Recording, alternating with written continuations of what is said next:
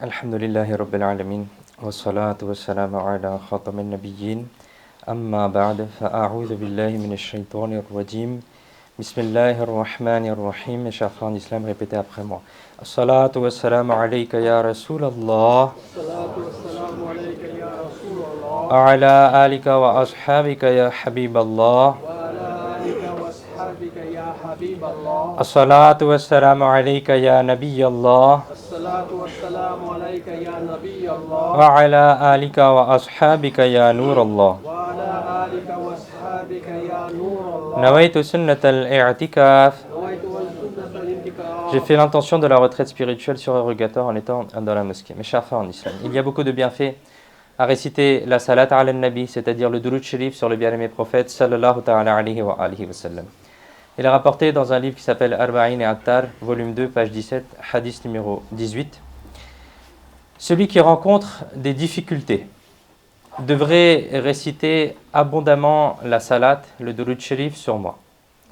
Car réciter la salat, réciter le durud sur moi résout les troubles et éloigne les chagrins, c'est-à-dire éloigne les difficultés. Donc il faut apprendre, et Inch'Allah, on essaie de se le rappeler tous les vendredis, alhamdulillah, parce qu'il y a encore plus de bienfaits à réciter ça le jour du vendredi, mais réciter autant que possible, et essayer de se fixer peut-être un nombre chaque jour pour rester constant dans la récitation de la salat ala nabi de durud sharif sur le bien-aimé prophète sallallahu ta'ala alayhi wa sallam.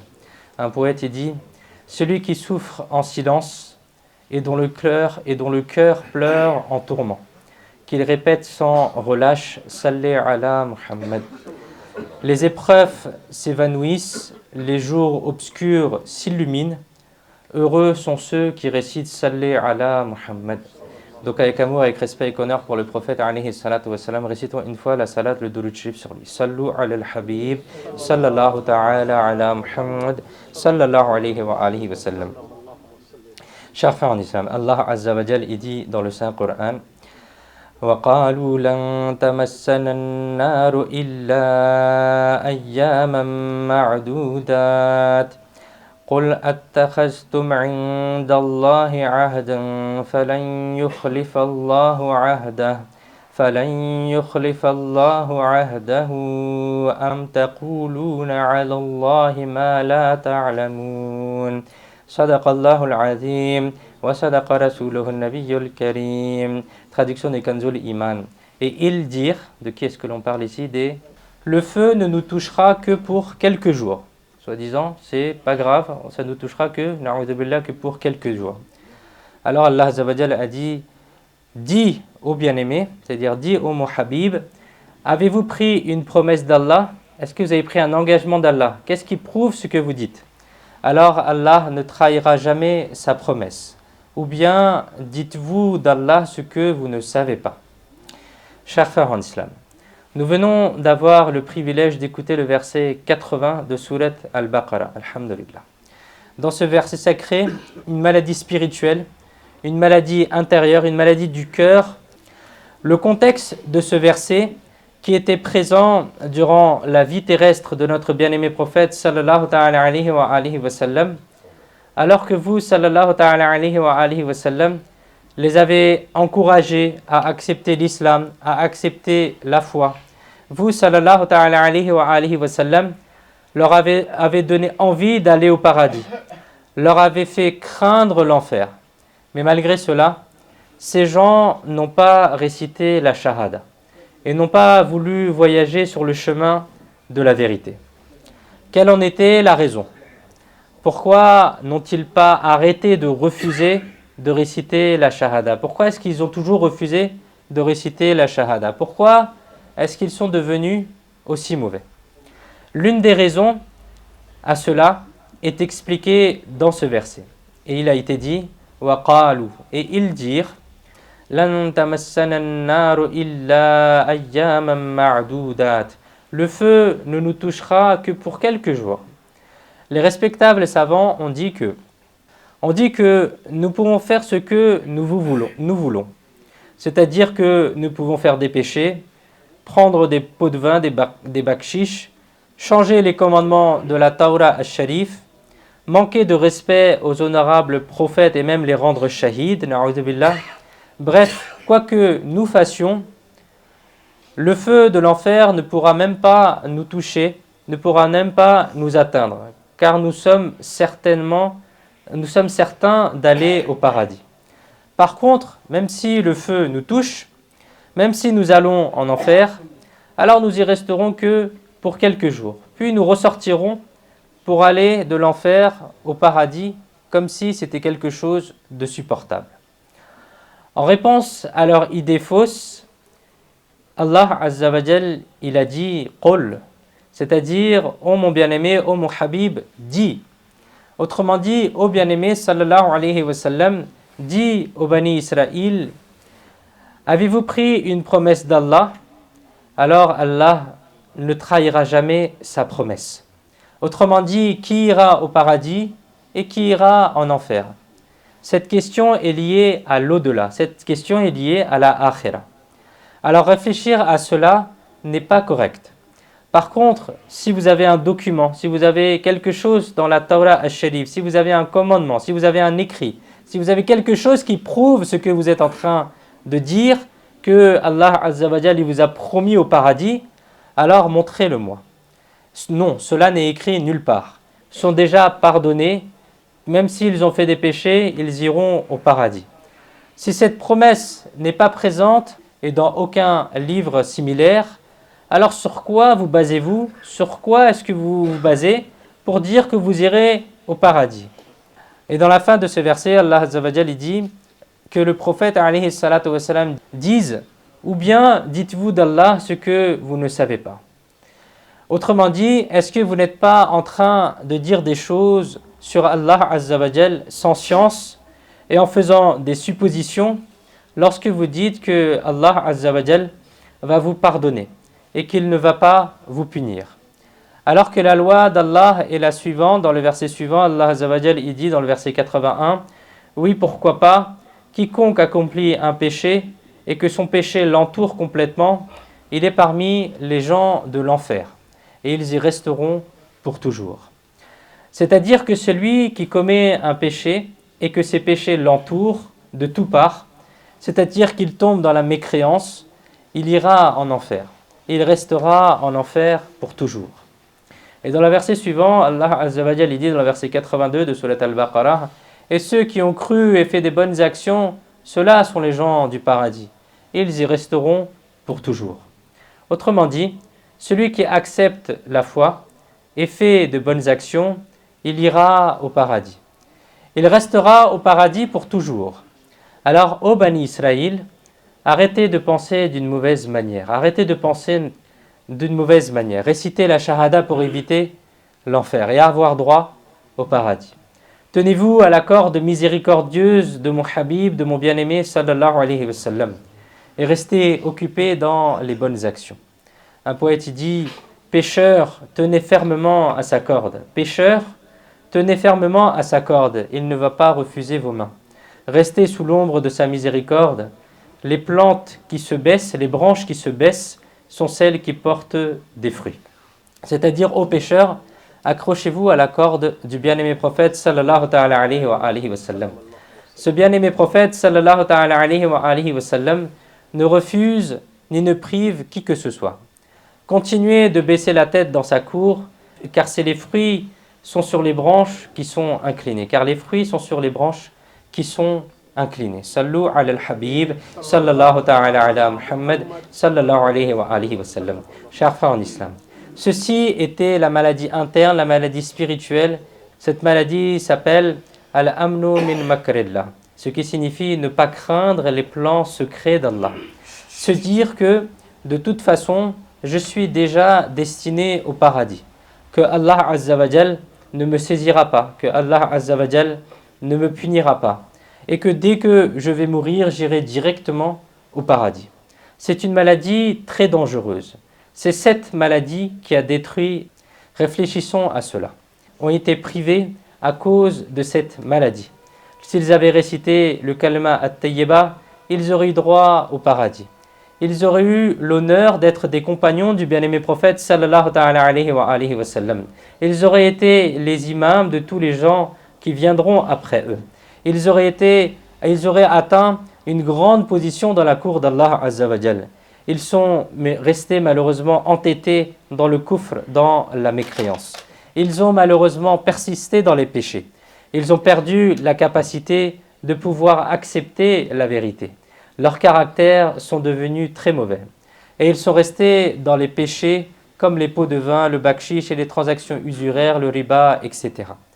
Quelle était la raison de cela? Allah Azza wa Jal, il dit « Et ils dirent, le feu ne nous touchera que quelques jours. » Autrement dit, la principale raison de leur corruption était le fait de ne pas craindre Allah Azza wa Jal. Même s'ils étaient des pécheurs, ils se considéraient comme des gens pieux. Même s'ils étaient des pécheurs, ils se considéraient comme ayant droit au paradis. Ils n'étaient pas agréés dans la cour d'Allah Azza wa Jal, mais malgré cela, ils se considéraient comme des proches d'Allah Azza wa Jal. Ils pensaient qu'ils ne pouvaient que rester en enfer quelques jours. Ils pensaient qu'ils ne pouvaient aller en enfer et que même s'ils doivent aller en enfer, ils n'y resteront que quelques jours. C'était à cause de ce manque de crainte d'Allah Azza wa Jal qu'ils ont continué, sans aucune crainte, sans aucune peur, à faire des péchés, à continuer à faire des péchés. Et ils ont ainsi été privés du droit chemin. Nous apprenons donc que Al-Amnu min makrillah, c'est-à-dire ne plus avoir peur des plans secrets d'Allah, ne plus avoir peur de ce que Allah Azza wa Jal nous a réservé, est la racine de tous les maux, et la racine de toutes les mauvaises choses. Lorsqu'une personne n'a plus la crainte d'Allah Azza wa Jal, alors elle n'hésite plus à commettre des péchés. Lorsqu'une personne n'a plus la crainte d'Allah Azza wa Jal, alors elle se détourne des bonnes actions. Lorsqu'une personne n'a plus la crainte d'Allah Azza wa Jal, alors son caractère se détériore. Lorsqu'une personne n'a plus la crainte d'Allah Azza wa Jal, alors elle commence à faire du mal aux autres. Lorsqu'une personne n'a plus la crainte d'Allah Azza wa Jal, alors elle ne s'arrête pas d'opprimer et d'abuser des gens. Il est dit dans le livre Ihya ul-Ulum de l'imam Al-Ghazali, rahmatullahi alayh, craindre le mauvais sort est un signe de bon sort. Craindre le mauvais sort, craindre qu'on ne va pas avoir une bonne fin, avoir peur toujours de cela, l'imam Al-Ghazali, rahmatullahi alayh, il dit, c'est un signe de bon sort. C'est un signe que cette personne-là, elle aura une bonne fin. Car la crainte est un lien entre Allah Azza wa Jal et son serviteur. Lorsque ce lien est rompu, c'est-à-dire la crainte, elle relie Allah Azza wa Jal à son serviteur. Le serviteur, il est lié à son Seigneur par la crainte. Lorsque ce lien est rompu, alors la personne est détruite avec ceux qui sont détruits. Un poète, il dit « Accorde-moi ta crainte, que mes yeux coulent dans cette crainte, efface la peur de ce bas monde, efface le chagrin de ce bas monde. Reste toujours satisfait de moi, je ne peux endurer ta colère. Celui dont tu n'es pas satisfait, il est ruiné, wallah. » Chers frères en islam, retenons bien que ne pas craindre les plans secrets d'Allah, ce que Allah Azza wa Jal nous a réservé. Être satisfait de la condition dans laquelle on vit est très nocif et très mauvais. En effet, le compagnon du prophète, Sayyidina Ammar ibn Yasir, radiyallahu ta'ala anhu, a dit « Désespérer de la miséricorde d'Allah, désespérer de l'aide d'Allah et se considérer à l'abri du plan secret d'Allah sont de très grands péchés parmi les grands péchés. » Il y a combien? Il y a 3 péchés que le compagnon il décrit. Désespérer de la miséricorde d'Allah, il dit, ça fait partie d'un grand péché parmi les grands péchés. Désespérer de l'aide d'Allah, ça fait partie d'un grand péché parmi les péchés. Et se considérer à l'abri du plan secret d'Allah, c'est-à-dire se considérer à l'abri de ce que Allah Azza wa Jal nous a réservé, sont de très grands péchés parmi les péchés qui sont grands. Chers frères en islam, hélas, cette manque de crainte augmente également dans notre société. Combien de fois nous entendons des phrases telles que « Laisse-moi, Allah Azza wa Jal est très miséricordieux, il va me pardonner. Laisse-moi, à partir de l'année prochaine, j'arrête les péchés. Laisse-moi, à partir du Ramadan prochain, j'arrête les péchés. Laisse-moi, à partir de cette date-là, je vais commencer à tout nettoyer, à faire arrêter tous mes péchés. » Certaines personnes pensent qu'Allah Azza wa Jal nous aime plus que notre mère.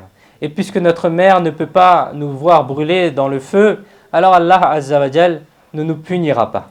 C'est un grand piège de shaitan. Il est vrai que Allah Azza wa Jal est très miséricordieux.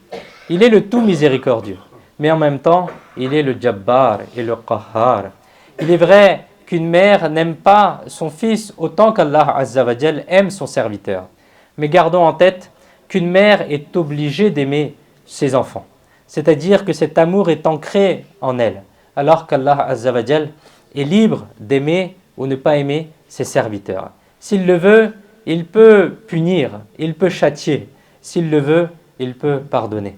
Cela dépend de la volonté d'Allah Azza wa Jal.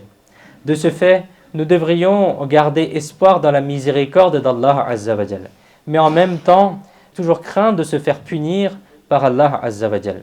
Il ne faut jamais se dire que de toute façon je vais aller au paradis, que de toute façon je vais aller au paradis. En effet, Allah Azza wa Jal dit dans Surat Al-Hijr, versets 49 et 50, traduction, informe mes serviteurs que assurément je suis le seul, le plus pardonneur, le plus miséricordieux. Et seule ma punition est une punition douloureuse.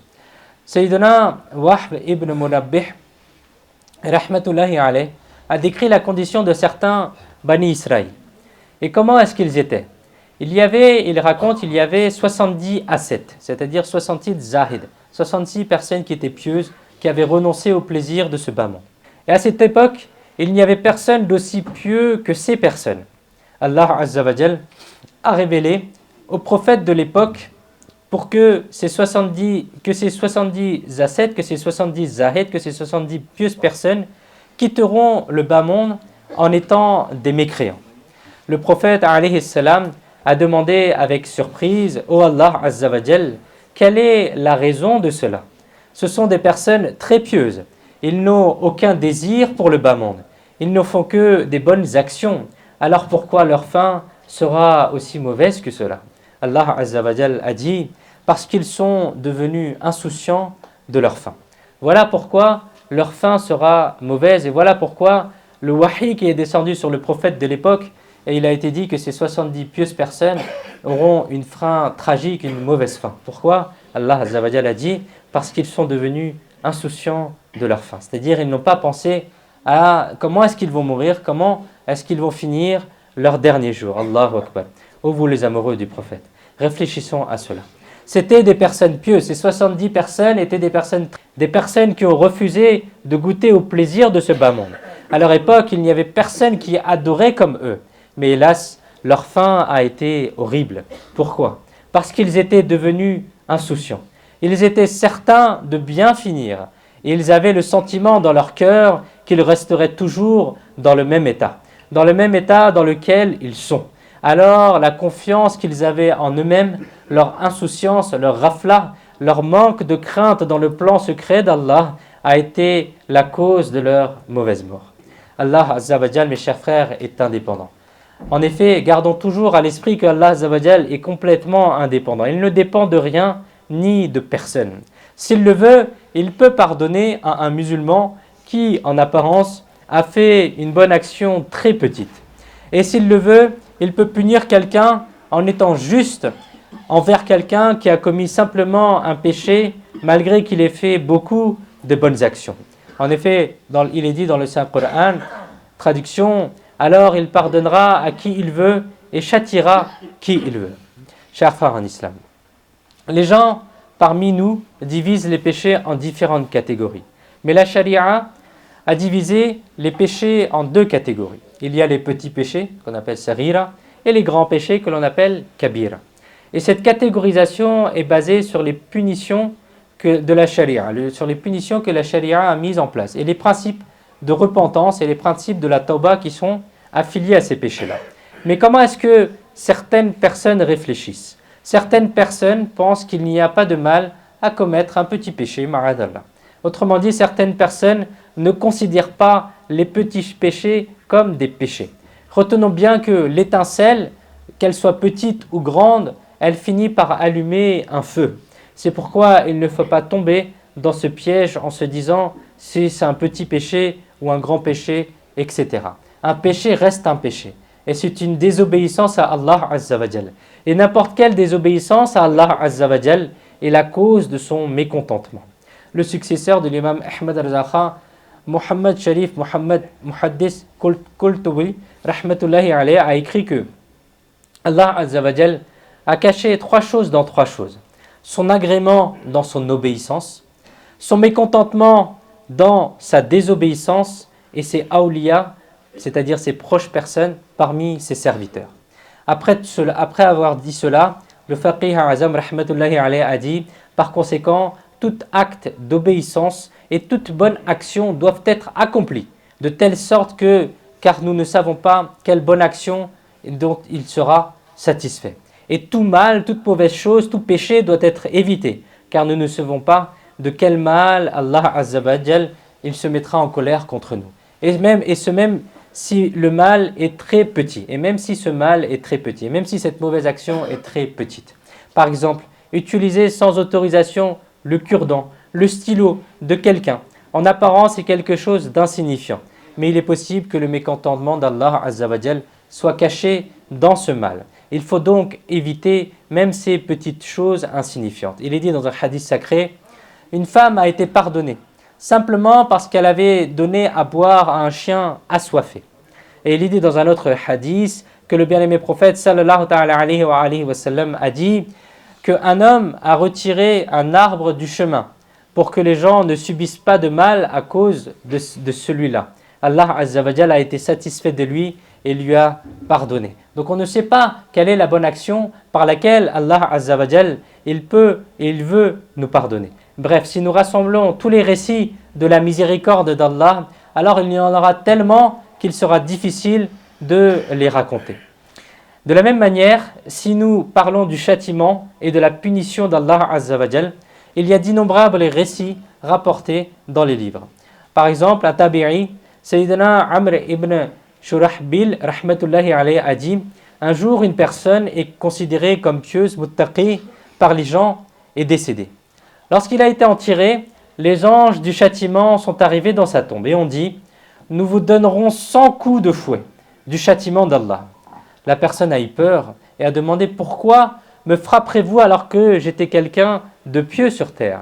Les anges ont dit « Eh bien, nous vous en donnerons seulement 50. Alors si tu dis que tu es pieux, on t'en donnera seulement 50. » Mais la personne a continué à discuter avec les anges du châtiment et les anges du châtiment ont convenu qu'ils en donneront un seul coup de fouet. Et ils finiront par lui donner qu'un seul coup de fouet. Et ce coup de fouet a déclenché un incendie dans sa tombe. Et cette personne a complètement brûlé et a été réduite en cendres. Alors elle a été ramenée à son état d'origine.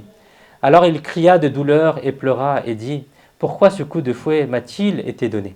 Les anges ont dit « Un jour tu as fait la prière sans ablution. Tu as été négligent dans ta prière et tu as fait ta prière sans même faire les ablutions. » Et ensuite, il continue les anges en disant « Et un jour, un opprimé est venu vers toi avec une demande, mais tu ne l'as pas aidé. » Chers frères en islam, avons-nous entendu? Si Allah Azza wa Jal n'est pas satisfait de nous, alors il peut même punir une personne pieuse. Et cette personne est tombée dans le châtiment de la tombe. Qu'Allah Azza wa Jal nous accorde sa miséricorde. Et qu'Allah Azza wa Jal il nous pardonne sans que l'on ait à rendre de compte. Amin. Bijahi khataman nabiyyin sallallahu ta'ala alayhi wa alihi wa sallam. Sallu ala al-habib sallallahu ta'ala ala Muhammad sallallahu alayhi wa alihi wa sallam. Chers frères en islam.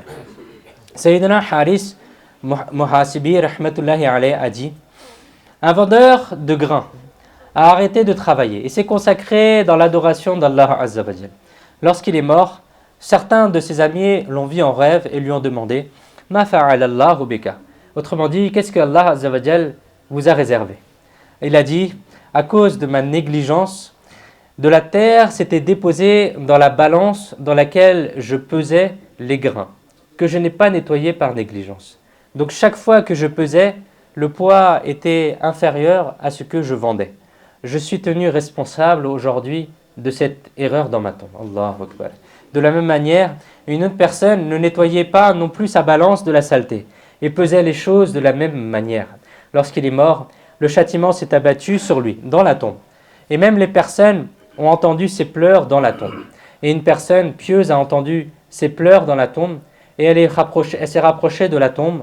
Elle a fait dua pour qu'il soit pardonné. Et par la barakah de cela, Allah Azza wa Jal lui a retiré le châtiment. Chers frères en islam, ceux qui trichent ou sont négligents lorsqu'ils pèsent, lorsqu'ils mesurent, lorsqu'ils font des déclarations, lorsqu'ils mesurent leurs marchandises, doivent tirer les leçons de ces terribles incidents. Hélas, en trichant dans la mesure, en trichant dans le poids, en trichant dans ses déclarations, ou en étant négligent, lorsque la personne pèse ou mesure, il lui semble parfois qu'elle a gagné plus d'argent. Mais à quoi sert de gagner de l'argent comme cela? Parfois même, dans ce bas monde, ce genre de richesse devient une cause de notre propre perte. Il est possible que l'argent que l'on gagne de manière haram et soit ensuite utilisé pour payer les docteurs, pour essayer de rattraper les maladies que l'on a attrapées. Il est possible que cet argent haram tombe dans les mains de certains voleurs et ensuite on se blâme et ensuite on réfléchit pourquoi est-ce que ce malheur m'est arrivé. Il est possible que ces gens ensuite doivent utiliser cet argent dans des pots de vin, dans des bakshis, etc. Et ensuite, ma'adallah, il est possible que la personne doive endurer le châtiment sévère de l'au-delà. Sayyidina Wahb ibn Munabbih rahmatullahi alayhi a dit: un jeune homme s'est repenti de tous les péchés. Puis il a adoré continuellement pendant 70 ans. Pendant combien de temps? Pendant 70 ans. Il jeûnait le jour et il restait éveillé pour adorer durant la nuit. Sa piété, sa taqwa se caractérisait par le fait qu'il ne se reposait pas à l'ombre ni ne mangeait quelque chose de bon. Lorsqu'il est décédé, certains de ses amis l'ont vu en rêve et lui ont demandé: Ma fa'ala Allahu bika, qu'est-ce que Allah Azza wa Jal vous a réservé? Il a dit qu'Allah Azza wa Jal a fait mes comptes, puis m'a pardonné tous mes péchés, à l'exception d'une paille que j'avais prise sans l'autorisation de son propriétaire et qui me servait à me nettoyer les dents. Je n'ai pas demandé au propriétaire de cette paille de me pardonner. Hélas, c'est pour cette raison que je suis toujours empêché d'aller au paradis. Allahu Akbar. Utiliser des choses sans l'autorisation de quelqu'un, manger des choses sans l'autorisation de quelqu'un, mes chers frères, ce sont des choses sur lesquelles nous devons réfléchir et faire attention. Même si ce sont des choses insignifiantes ou que le vendeur ne va rien dire, il faut malgré tout lui demander l'autorisation. Chers frères en islam, réfléchissons à cela. Comme ces événements sont terribles, ils contiennent une leçon pour nous. Nous ne pouvons jamais nous dire que puisque je suis le fils d'un tel, alors je vais être pardonné. Puisque j'ai beaucoup de connaissances religieuses, je n'ai pas besoin d'avoir peur. Puisque je fais aussi la prière de tahajjud, le paradis est à moi. Puisque je fais des jeûnes nafl surérogatoires et je fais aussi des prières surérogatoires, alors je serai sauvé. Non, il ne faut jamais réfléchir comme cela. Allah Azza wa Jal est indépendant. Il ne dépend de rien. S'il le veut, il peut nous punir pour n'importe quel petit péché. Et de ce fait, nous devons toujours craindre Allah Azza wa Jal. Nous devons certes espérer sa miséricorde, mais nous devons aussi passer notre vie dans la crainte de nous faire châtier. En effet, il est dit dans le Saint-Coran, traduction: alors personne n'est sans crainte du plan secret d'Allah, sauf ceux qui périssent. Alors personne n'est sans crainte du plan secret d'Allah, c'est-à-dire personne n'est quelqu'un qui est négligent envers les plans secrets d'Allah et quelqu'un qui va périr. Il est dit dans le Tafsir Ruhul Ma'ani que lorsque Shaitan, le maudit, a été rejeté de la cour d'Allah Azza wa Jal, c'est-à-dire que lorsque Shaitan a été rejeté de la cour d'Allah Azza wa Jal pour le crime de ne pas avoir obéi à Allah Azza wa Jal, de ne pas s'être prosterné devant Sayyidina Adam alayhi salam, alors en voyant cela, Sayyidina Jibril et Sayyidina Mikaïl alayhi salam se sont mis à pleurer. Alors Allah Azza wa Jal a dit: qu'est-ce qui vous fait pleurer? Ils répondirent: au Seigneur, nous ne sommes pas sans crainte de ton plan secret. Allahu Akbar. On ne sait pas ce qui est réservé à la personne. Shaitan, qui était le chef des anges à un moment, il est devenu comment par la suite? Alors Allah Azza wa Jal a dit: restez ainsi, ne soyez jamais sans crainte de mon plan secret. Mes chers frères en islam, il est dit dans le Ihya ul-Ulum de l'imam al-Ghazali rahmatullahi alayhi que lorsque le Khalil d'Allah, Sayyidina Ibrahim alayhi salam, se mettait debout pour faire la prière, vous alayhi salam pleuriez tellement par crainte d'Allah que le grondement de votre poitrine pouvait être entendu d'environ 1,5 km. Le prophète d'Allah, Sayyidina Yahya alayhi salam, avait beaucoup de crainte d'Allah. Lorsque vous vous mettiez debout pour prier, vous pleuriez tellement que même les arbres et les mottes de terre commençaient à pleurer avec vous. Sayyidina Yahya alayhi salam pleurait continuellement par crainte d'Allah, à tel point que votre visage béni était blessé à cause des larmes qui coulaient continuellement. Allahu Akbar. Chers frères en islam, réfléchissons à cela. Les anges infaillibles d'Allah, les prophètes infaillibles alayhimus salam, qui ne peuvent même pas faire de péché. Si même eux tremblent et pleurent par crainte d'Allah, alors sur quoi pouvons-nous nous baser pour ne pas craindre Allah Azza wa Jal? Comment pouvons-nous prétendre qu'Allah Azza wa Jal nous pardonnera et que nous ne serons pas punis? C'est pourquoi la bonne personne, la personne qui a reçu et qui est bienheureuse, est celle qui a peur du plan secret d'Allah, qui a peur de la punition d'Allah et de son châtiment, qui a peur de ce qui peut lui être réservé. Qu'Allah Azza wa Jal nous sauve du désastre de ne pas avoir peur de lui et que nous puissions pleurer, trembler dans la crainte d'Allah Azza wa Jal et que nous puissions toujours éviter les péchés grâce à cela. Amin. Bijahi khatam al-nabiyyin sallallahu ta'ala alayhi wa alihi wa sallam. Sallu ala al-habib sallallahu ta'ala ala Muhammad sallallahu alayhi wa alihi wa sallam. Chers frères en islam, aujourd'hui, Inch'Allah, on va essayer d'apprendre une règle de la charia. La règle est qu'il n'est pas autorisé de maudire, de faire le la'na, de faire la'natun sur un musulman. Et cela constitue un péché. En français, il est rare que les gens utilisent cette formule-là, mais parfois dans d'autres langues, certaines personnes, elles maudissent leurs amis ou certains parents parfois, ils maudissent leurs enfants parce qu'ils ne sont pas contents avec leurs enfants, etc. Et c'est quelque chose de très mauvais. Certaines personnes ont cette mauvaise habitude de maudire les autres pour tout et rien. Retenons bien que maudire une personne n'est pas autorisé. Maudire un musulman n'est pas autorisé. Et cela constitue même un péché. Dans les hadiths, il a même été défendu de maudire les moustiques, l'air et les choses inanimées.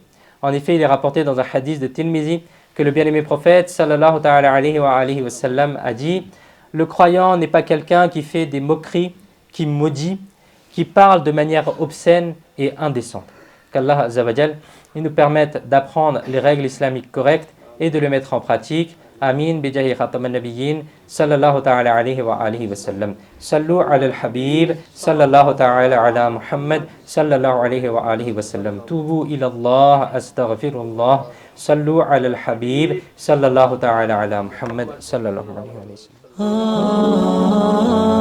sallam.